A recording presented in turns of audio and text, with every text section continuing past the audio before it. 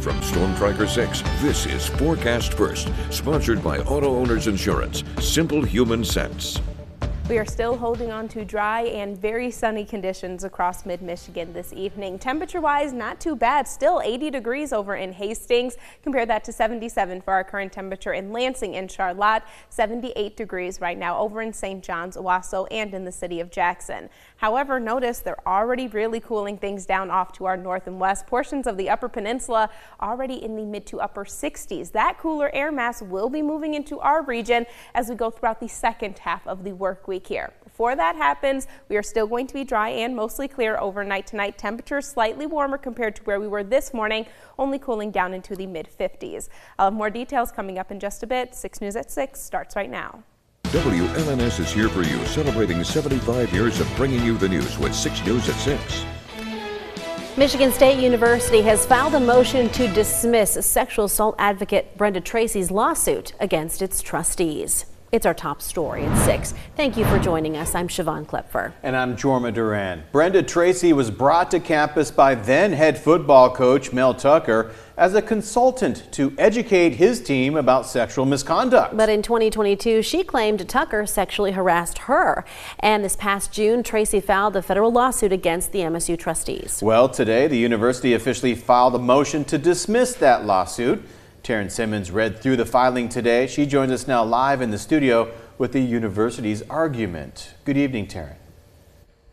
Jorma, in this 33-page document, the university is accusing Tracy is seeking to transform Mel Tucker's firing into her own, quote, multi-million-dollar windfall. Lawyers for MSU say Tracy failed to state a bunch of claims in her initial filing, including due process, breach of contract, interference with a contract, or gross negligence. And they also say the trustees are also immune from her claims at the state and federal level. And we've reached out to MSU, and in a comment from a spokesperson, in quote, the university did what it was lawfully permitted to do when it fired Tucker for engaging in inappropriate sexual behavior with Tracy. And 6 News has also reached out to Brenda Tracy's lawyer for comment, but we have not yet heard back. And we'll keep you updated on this story as we learn more. Jorma and Siobhan, back to you. All right, Taryn, thank you. Staying with MSU-related news, we have an update on the ongoing Lisa Cook saga. The director of the Federal Housing Agency spoke today about Cook facing a possible second criminal referral. Lisa Cook is an MSU economics professor that is on unpaid leave due to her serving as a member on the Federal Reserve Board of Governors, the first black woman to do so in its history.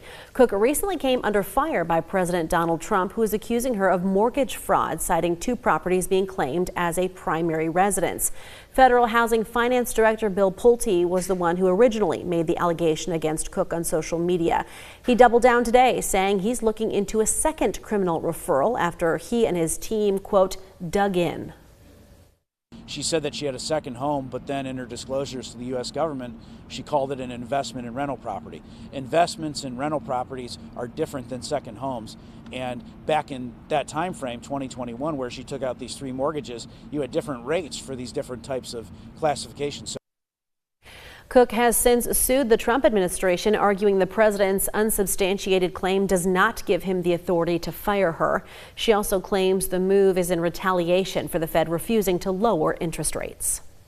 A Jackson couple is speaking out after they say they were assaulted by a man wearing a ski mask and wielding a metal object. Yeah, we first told you about the alleged assault Sunday night on 6 News at 11. The couple told authorities they saw the man trying to deflate their tires before confronting him. 6 News Jackson reporter Sean Graney spoke to one of the supposed assault victims and is here for you now with the story. A late-night assault in a Michigan Center driveway turned into hours of negotiation with the barricaded suspect. And this morning, the couple says they were shocked to get a call from the suspect, not from jail. I immediately ran up and kicked him in the face, and then he stood up and pushed his ex-wife to the ground. The Blackman-Leone Department of Public Safety says they were called to the area of North Lakeside Drive and 5th Street for a reported felonious assault. Jared Hinkle says he chased the suspect, a 41-year-old Jackson man, and took off the mask to reveal his identity, later passing it on to authorities. I did not know who it was. After we struggled for a while, I ended up ripping the ski mask off, and I I could ID him because it was my girlfriend's ex-husband. So there's been a little bit of a past there. Police say the suspect was located at a home on Catalpa Drive with 2 children inside, flashing a handgun and refusing to leave. They say this led to a 5-hour negotiation with the Jackson County Special Response and negotiator teams. He ended up getting on the phone with his ex-wife. The negotiators wanted her to stay on the phone with the child as long as possible. He ended up releasing one child and then kept the other child in the house. Hinkle says he was told by police that he would be notified of next steps in the process and if the man would be set free. They also, told me that how serious the crime was, that they would contact me if he was going to be released from jail. And again, we haven't heard anything. We found out only because he tried contacting her again. Hinkle says the call from the ex-husband happened at 7 a.m. this morning. We reached out to the sheriff's office and Blackman-Leone Township Department of Public Safety for comment and the status of the subject. We did not get an immediate response. Here for you in Jackson, Sean Graney, 6 News. New at 6, the Ingham County Sheriff's Office has now identified Josiah Rettig, a 40-year-old man from Gregory, Michigan, as the man who died in a deadly crash in Leroy Township early yesterday morning. Authorities say they were called to the 300 block of West Grand River Avenue for an intoxicated man with no shirt carrying a long gun. Deputies say witnesses heard him say, quote, "Do you want to get shot?" before driving southbound. Shortly after, multiple calls were made to 911 about a man seen waving a gun while driving recklessly, followed by a reported truck crash at Elm and Frost Roads. Deputies say the truck was found on fire and the sounds of ammunition exploding was coming from the vehicle. Afterwards, 40-year-old Rettig was found dead inside the truck. 6 News is here for you tonight with a new construction project that will slow drivers down as they travel along I-96 in Ingham County. Take a look.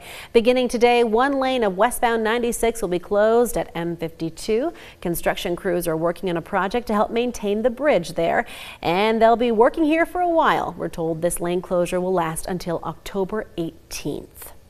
The big Powerball jackpot rose to an estimated $1.3 billion last night.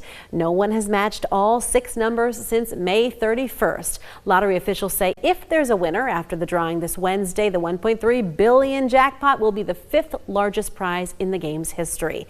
The odds of winning, about 1 in 292 million. You're more likely to get struck by lightning, but eventually someone will win. The cash option, if you do win, $589 million before taxes. The next drawing is Wednesday night. From Storm Tracker 6, this is Weather First, sponsored by Auto Owners Insurance. Simple human sense. For the past several days, we have been treated to some really gorgeous conditions across mid-Michigan. Not only because we have overall been dry and sunny, but even our temperatures have been really nice as well. Make sure that you spend some time outside and enjoy it because we do have a really big cool down on the way. Before we talk about that, check out our Picks on 6 winner for the day. This picture coming to us from Austin over in Ludington. You can see kind of the sand and the water reflecting that gorgeous sunset in the background there. Remember, you too can see your picture right here on 6 News at 6 every evening. Just upload your picture to WLNS.com/share to enter.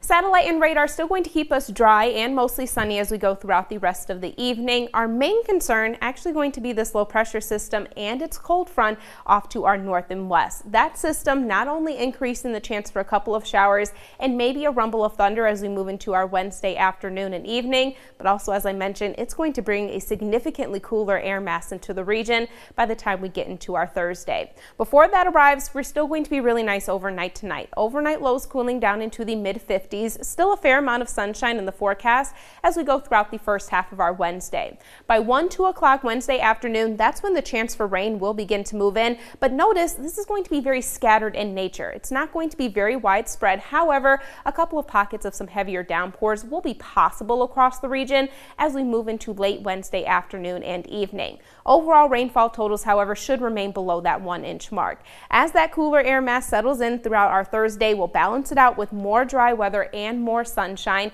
until our next chance for rain will arrive early Friday morning. Just a couple of isolated sprinkles in the forecast by then. I do think we will be dry just in time for Friday evening football games across the area. Let's talk about these temperatures though, because it's going to be a big difference by Thursday. Tomorrow, still going to be at average, temperatures topping out near 78 degrees. Then we're struggling to make it even into the upper 60s Thursday, Friday, Saturday, and Sunday. Slightly warmer next week, but notice we're still overall trending below that average line for this time of year. Mostly sunny conditions outside over towards the capital. Temperatures today topping out near 78 degrees, currently sitting right at 77. Another gorgeous view over in Grand Ledge, 81 degrees, our official high temperature for the day, with a peak wind gust of only 1 mile per hour, so overall incredibly calm. In Jackson, partly cloudy, temperature 78 degrees after a high of 80, and our final stop over in the city of Hillsdale, 76 after a high of 78, and our morning low was down into the low 50s. Again, we will be slightly warmer than that as we go throughout the overnight hours, only cooling down into the mid 50s across the area. Tomorrow, 78 degrees for a high temperature. As those rain showers eventually move in, our winds are just going to slightly increase across the area. That's what's going to bring that cooler air mass in. Mid 60s for highs Thursday, Friday, Saturday, and Sunday.